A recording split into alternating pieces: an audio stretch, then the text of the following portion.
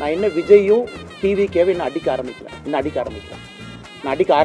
ஆரம்பிக்கல.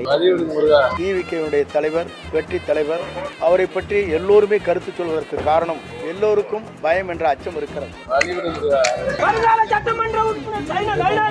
அவர் எம்எல்ஏடா.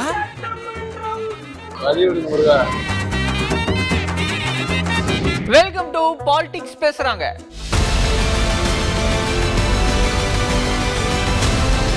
விஜய் திமுகவை விமர்சனம் பண்ணா அங்க பெருசா ரியாக்ட் பண்ணாம இருக்காங்க. பிகாஸ் ஆளுங்கட்சியை தான் அட்டாக் பண்ணி அரசியல் பண்ணுவாங்க அப்படிங்கிறது நல்லாவே தெரியும். ரியாக்ட் பண்ணி இம்பார்ட்டன்ஸ் கொடுக்க கூடாதுன்னு ஒரு ஸ்ட்ராட்டஜியை ஃபாலோ பண்ணிட்டு இருக்காங்க. அதே நேரம் அதிமுகவையும் பாஜகவையும் லைட்டா தான் தொட்டாரு. அதுக்கு விழுந்த பதிலடிகள் தாவேக்காவே எதிர்பார்த்திருக்க மாட்டாங்க. அந்த அளவுக்கு ரெண்டு கட்சிகளுடைய ஐடி விங்ஸ் எதிர்வினை ஆற்றிட்டு வராங்க. அதுக்கு ஒருபடி மேல இன்னும் போய் நான் இன்னும் அடிக்கவே ஆரம்பிக்கல, திருப்பி அடிச்சேன் அவ்வளவுதான் அப்படின்னு முன்னாள் தமிழ்நாடு பாஜக தலைவர் அண்ணாமலை பகிரங்கமா விஜய்க்கு எச்சரிக்கை விடுத்திருக்காரு. நான் என்ன விஜயும் டிவிகேவை இன்னும் அடிக்க ஆரம்பிக்கல. நான் அடிக்க ஆரம்பிக்கல. ஏன்னா தமிழ்நாடு அரசியல்ல நான் எப்பொழுதுமே என்னுடைய பேச்சை மாத்தி பேசக்கூடிய ஆள் கிடையாது. விஜய் அவர்கள் அரசியலுக்கு வந்த முதல் நாள் நான் சொன்ன அதே கருத்தை தான் இன்னைக்கு சொல்றேன்.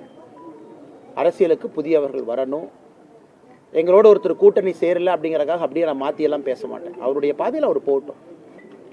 அதே நேரத்தில் இந்த டப்பா இன்ஜின் அப்படின்னு அவர் சொன்னதுக்கான பதிலடி நான் கொடுத்துட்டேன்.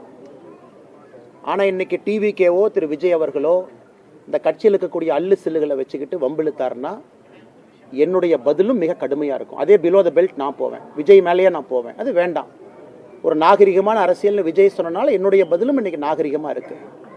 இந்த 2ஆம் கட்ட 3ஆம் கட்ட 4 கட்சி மாறி வந்தவங்க அவங்கெல்லாம் வச்சுக்கிட்டு பிலோ த பெல்ட் போகணும்னு நினச்சாங்கன்னா அதே விஜய் அவர்களுக்கு, அதே டிவிகேக்கு, அதே பாணியில், அதே பிலோ த பெல்ட்டில் அதை விட சிறப்பான பதில் சொல்ல தெரியும். திமுக எம்பி கனிமொழி அன்னியின் படத்தில் வர மாதிரி மல்டிபிள் பர்சனாலிட்டி டிசார்டர் இருக்கிற மாதிரி பேசிட்டு இருக்காங்க. அவங்க ஒரு நல்ல மனநல மருத்துவரை பார்க்கணும் அப்படின்னு சொல்லியிருக்காரு. அன்னை கனிமொழி அவர்கள் நல்ல ஒரு மனநிலை மருத்துவரை போய் பார்க்கணும், நல்ல மருத்துவரை போய் பார்க்கணும். அவருக்கு இந்த 15 வருஷம் வீடியோவில் கனிமொழி அக்காவுக்கு போட்டு காட்டணும். இந்த சில படத்தில் பார்த்தீங்கன்னா, ஏதோ ஒரு படத்தில் பார்த்தேன், இந்த காலையில் ஒரு உயிர், நைட்டு ஒரு உயிர், ரெமோ, அம்பி, அன்னியன் ஒரு கேரக்டர் அப்பப்போ மாறும். அந்த கேரக்டராக கனிமொழி அக்கா மாறிட்டாங்க. தேர்தல் வரும் பொழுது டாஸ்மார்க்கை மூடுவேன், தேர்தல் நடந்து முடிந்த பிறகு எஸ்கேப்பு, அதன் பிறகு 5 ஆண்டுகள் கழித்து திமுகவினுடைய தேர்தல் வாக்குறுதி குழுவினுடைய தலைவி. நீங்கள் 2021 கொடுத்த வாக்குறுதியினுடைய வெள்ளை பேப்பரை கொடுங்கன்னா சிரிப்பாங்க, அதை பற்றி பேச மாட்டாங்க. அதனால் கனிமொழி அவர்கள் எப்படி பேசுகிறாங்கன்னே தெரில. அந்நியனாக பேசுகிறாங்களா, அம்பியாக பேசுகிறாங்களா, இல்லை ரெமோவாக பேசுகிறாங்களான்னு தெரியாது. மாறி மாறி பேசக்கூடிய அரசியல்வாதியாக அருமை அக்கா கனிமொழி அவர்கள் என்று மாறி. அந்த பக்கம் போகாதீங்க, ஒரே குழப்பமான கூட்டணியா இருக்கு, நம்ம கிட்ட வாங்க தெளிவான கூட்டணியா இருக்குன்னு பாஜக மாநில துணைத் தலைவர் கருணாகராஜன் பேசியிருக்காரு. ஏன்னா காங்கிரஸ் கரையில் நின்று இந்த போட்டில் ஏறுவோமா அந்த போட்டில் ஏறுவோமான்னு பார்த்துட்டு இருக்காங்க. பிரவீன் சக்கரவர்த்தி அங்கே இருந்து விஜய் எங்களோட பேசுகிறாருங்கிறாரு. அந்த கிறிஸ் அவர் என்ன சொல்கிறாரு, ஏர்போர்ட்டில் இறங்கின உடனே விஜய்கிட்ட பேசினா தப்பு இல்லைன்னு அவர் பேட்டி கொடுக்குறாரு. செல்வ பெருந்தகை முழிக்கிறாரு, இவங்க சொல்கிறத பேசுகிறதா, ஸ்டாலின் அவர்களுக்காக நம்ம நாடகம் ஆடுறதான்னு முழிக்கிறாங்க. அவங்க முதல்ல முடிவுக்கு வரட்டும். திருமாவளவன் அதிகாரத்தை பெற்றே தீர்வோம்னு வெளிப்படையாக பேசுகிறாரு. கம்யூனிஸ்ட் கட்சிகள் அது தப்பு இல்லைன்னு பேசுகிறாங்க. அதனால் அவங்க கூட்டணி ரொம்ப குழப்பத்தில் இருக்குங்க. நம்ம கூட்டணி தெளிவாக இருக்குது, வெற்றி கூட்டணியாக இருக்குது. இதுதான் மக்கள் யாருக்கு வெற்றி தர போகிறாங்க, அண்ணா திராவிட முன்னேற்ற கழகம், பாஜக இருக்கிற தேசிய ஜனநாயக கூட்டணிக்கா அல்லது திமுக மற்றும் கூட்டணி கட்சிகளுக்கா அப்படிங்கிறத மக்கள் பார்த்துட்டு இருக்காங்க. மக்கள் மனசில் இந்த 2 கூட்டணி தான் இருக்குது. யார் அதிக வேகமாக ஓட போகிறோம், யார் வெற்றி பெற போகிறோம். நாங்கள் எவ்வளோ வேகமாக ஓடினாலும் மக்கள் ஆதரவு யாருக்கு இருக்குன்னா, தொடர்ந்து 5 வருஷமாக மக்களை ஏமாற்றி கொண்டு இருக்கிற திமுக அரசுக்கு எதிராக இருக்கிற மனநிலை மிகப்பெரிய வெற்றியை எங்களுக்கு தரும் என்பது நிச்சயமான உண்மை. அந்த பக்கமா இந்த பக்கமா இல்ல எந்த பக்கம், இப்படி பல்வேறு குழப்ப சூழ்நிலை நீடிக்கிற நிலையில நான் கடவுள் முருகன் பக்கம் அப்படின்னு முன்னாள் முதல்வர் ஓ பன்னீர்செல்வம் பழனி, திருச்செந்தூர் அப்படின்னு சாமி தரிசனம் செஞ்சிட்டு இருக்காரு. இந்த நிலையில வேண்டுதல் பலமா இருக்கே இதை பத்தி அப்படின்னு ஒரு நிருபர் கேட்டிருக்காரு. அதுக்கு அவர் கொடுத்த தக்லைஃப் ரிப்ளைவை மட்டும் பாருங்க. வேண்டுதல் அப்படின்னு சொன்னாங்க, உலக மக்கள் அனைவரும் நன்றாக இருக்க வேண்டும், உலக மக்கள் அனைவரும் நன்றாக இருக்க வேண்டும். இங்க இப்படி பேசியிருக்காரா? அடுத்து கோவிலிருந்து வெளியே வரும்போது செய்தியாளர்கள் கேள்வியை எப்படி ஸ்கிப் பண்ணி எல்லாரையும் கூடவே வெளியே கூட்டிட்டு வராருன்னு மட்டும் பாருங்க.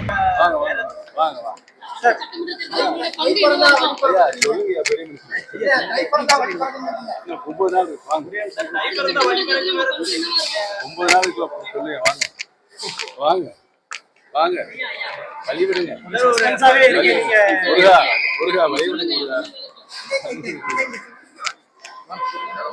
முருகா.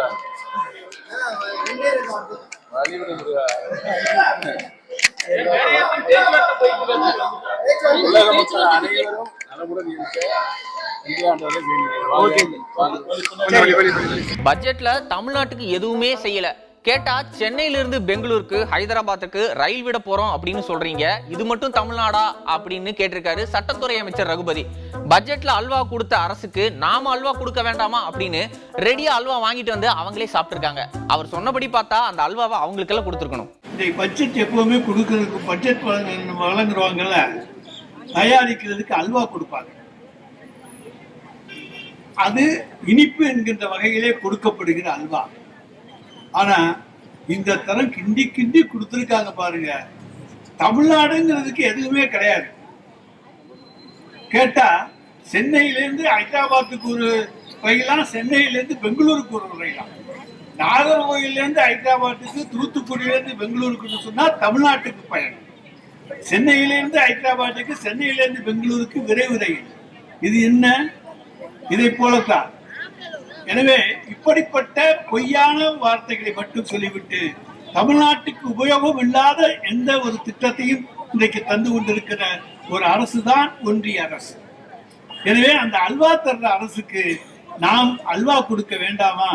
அதற்காகத்தான் அண்ணன் பொன் முத்துராமலிங்கம் அவர்கள் கையிலே 2-3 பை அல்வாவோடு வந்திருக்கிறார். அந்த பைப்பர்களோடு உங்களுக்கு அல்வா தருவார்கள், தந்துவிட்டு பேசுவார்கள். நன்றி, வணக்கம். நாட்டுக்கு என்ன பங்கு என்று கேட்டு இறுதியாக நமது எங்க தலைவர் விஜய் பார்த்து எல்லாருக்கும் தோல்வி பயம். அதனாலதான் எல்லாரும் எங்களை விமர்சனம் பண்றாங்க. அது மட்டும் இல்லாம எடப்பாடி பழனிசாமி தோல்வி பயத்தாலதான் ஒவ்வொரு நாளைக்கும் யோசிச்சு தேர்தல் அறிக்கை கொடுத்துட்டு இருக்காரு அப்படின்னு தாவேக செங்கோட்டையன் பேசியிருக்காரு. ஈவிகேவுடைய தலைவர், வெற்றி தலைவர் என்று அவரை பற்றி எல்லோருமே கருத்து சொல்வதற்கு காரணம், எல்லோருக்கும் பயம் என்ற அச்சம் இருக்கிறது. வெற்றி என்ற முடியாது என்ற இலக்கை எட்டுவதன் காரணமாகத்தான் இவர்கள் இந்த கருத்துக்களை வெளிப்படுத்தி கொண்டிருக்கிறார்களே தவிர ஒவ்வொருவருக்கும் தோல்வி பயம் ஒவ்வொருவருக்கும் உருவாகி இருக்கிறது. குறிப்பாக சில பேருக்கு தோல்வி பயம் என்பது தன்னுடைய இடத்தில் வெற்றி பெற இயலாது என்ற முறையிலே தான் ஒவ்வொரு இயக்கங்களும் தங்களுடைய கருத்துக்களை இன்றைக்கு பரிமாறிக்கொண்டிருக்கிறார்கள். குறிப்பாக இளைஞர்கள் மட்டுமல்ல, வெளிநாடுகளில் இருக்கின்ற தமிழர்கள் அத்தனை பேரும் தேர்தல் தமிழ்நாட்டில் எப்போது நடைபெறப் போகிறது என்பதற்காக 3 லட்சம் பேர்கள் பதிவு செய்திருக்கிற வரலாறு தமிழ்நாட்டிலே உலக வரலாற்றில், இந்திய வரலாற்றில் இடம்பெற இருக்கிறது. ஆகிய ஒரு புதிய தலைமை தமிழகத்தை ஆள வேண்டும், அதுவும் நம்முடைய வெற்றி கழகத்துடைய தலைவர் ஆள வேண்டும் என்ற நோக்கம் புதிதாக வாக்களிக்கின்ற ஒவ்வொருவருடைய எண்ணங்களிலும் இருக்கிறது. 35 வயதுக்கு கீழே இருக்கிற அத்தனை பேருடைய ஒருமித்த கருத்தாக இது பிரதிபலித்துக் கொண்டிருக்கிறது. அந்த பிரதிபலிப்பின் மூலமாக நேற்றைய தினம் கூட நான் சில நிகழ்ச்சிக்கு செல்கிற போது குழந்தைகள் தங்களுடைய தாய் தந்தையிடத்தில், பெரியவரிடத்திலும் நம்முடைய வெற்றி கழகத்துடைய தலைவருக்கு வாக்களிக்க வேண்டும் என்று குழந்தைகள் வற்புறுத்துவதாக கூட எங்களிடத்தில் சொன்னார்கள். நான் ஏறத்தாழ நேற்று 72 நிகழ்ச்சியிலே கலந்து கொண்டேன். வெற்றி என்பது மக்கள் சக்தியால் யாராலும் தடுக்க இயலாது. அவர்தான் 2026 தமிழ்நாட்டுடைய முதலமைச்சராக வருவார்.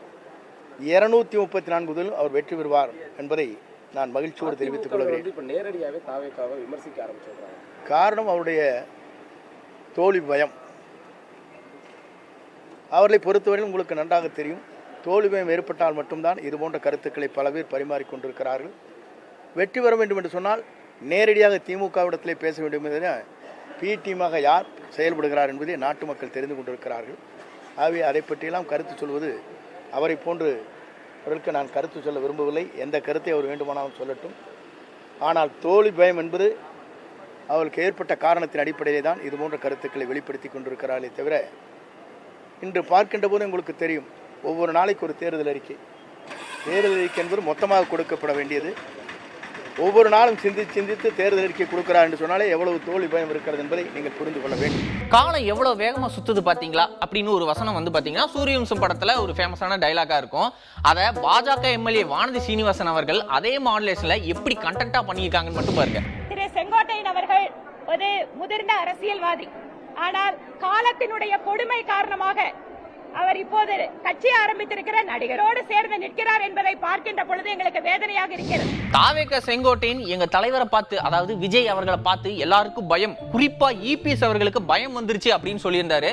அதுக்கு பதிலடியா இவங்க கொடுத்திருக்காங்க. இப்போது அண்ணா திராவிட முன்னேற்ற கழகத்தில் இருக்கின்ற அத்தனை பேரும் இணைந்திருக்கிறார்கள். பலமானதாக மாறிக்கொண்டிருக்கிறது. வெற்றி என்பது தேசிய ஜனநாயக கூட்டணிக்குத்தான் என்பதை மக்கள் முடிவு செய்வார்கள். மக்களவையில நிதியமைச்சர் நிர்மலா சீதாராமன் தமிழை பத்தி மேற்கோள் காட்டி இப்படியெல்லாம் ஒருத்தர் பேசியிருக்காரு அப்படின்னு பேசியிருந்தாங்க. அதுக்கு காட்டமான பதிலடி கொடுக்கிற விதமா மக்கள் நீதி மய்யம் கட்சியுடைய தலைவரும் எம்பியுமான கமலஹாசன் அவர்கள் அவரோட ஸ்லாங்ல மட்டும் இல்லாம 3 லாங்குவேஜ்ல தமிழ் மொழியை பத்தி நீங்க எப்படி எல்லாம் பேசலாம் அப்படின்னு ஆவேசமா பேசியிருந்தாரு. அந்த வீடியோ வைரலா போயிட்டு இருக்கு. இதை பத்தி கேட்டதுக்கு அவர் பேசுனது எதுவுமே புரியல, அதனாலதான் கோவை மக்கள் அவர் எம்எல்ஏவே ஆக்கல அப்படின்னு சொல்லியிருக்காங்க. சமூக வலைதளங்கள்ல என்ன வைரல் ஆகுது? யாருக்காவது எல்லாம் புரிஞ்சுதா? எனக்கு ஒண்ணு புரியலைங்க. எனக்கு ஒண்ணு புரியல. உங்களுக்கு ஏதாவது திரு கமலஹாசன் அவர்களோட பேச்சு புரிஞ்சுதான்னு சொல்லுங்க. ஏற்கனவே கோவை மக்களுக்கு அவர் பேச்சு புரியாதாலதான் அவரை அனுப்பினாங்க. ஆனா அவர் எதற்காக நிறுத்தப்பட்டாரோ அந்த முதலாளிங்க அவரை டெல்லி அனுப்பிச்சிருக்காங்க. இப்ப அந்த முதலாளிங்களுக்காவது அந்த டெல்லியில அவர் நியாயம் பண்ணக்கூடாதா? வருங்கால முதல்வர் வாழ்க அப்படின்னு எல்லா கட்சிக்காரங்களும் தங்களுடைய தலைவரை பார்த்து முழக்கம் வர்றது வழக்கம். ஆனா சேலம் போன பாஜக தலைவர் நயினார் நாகேந்திரன் அவர்களை வருங்கால சட்டமன்ற உறுப்பினர் வாழ்க அப்படின்னு ஒரு தொண்டர் தொடர்ந்து சவுண்டு விட அவர் முகமே மாறிடுச்சு. ஏன்பா இப்பயே நான் எம்எல்ஏவா தானே இருக்கேன் அப்படின்னு வாய் விட்டு அவரே சொல்லியிருக்காரு.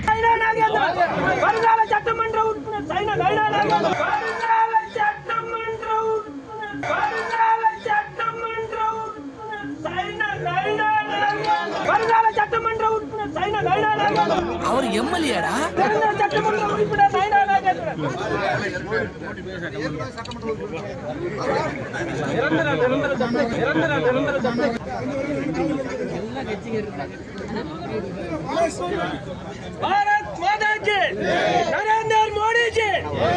இன்னைக்கு மாதிரியே நாளைக்கும் யாரெல்லாம் பாலிடிக்ஸ் பேசுறாங்க அப்படிங்கறத அடுத்த எபிசோட்ல பார்க்கலாம். அதுவரை நன்றி, வணக்கம்.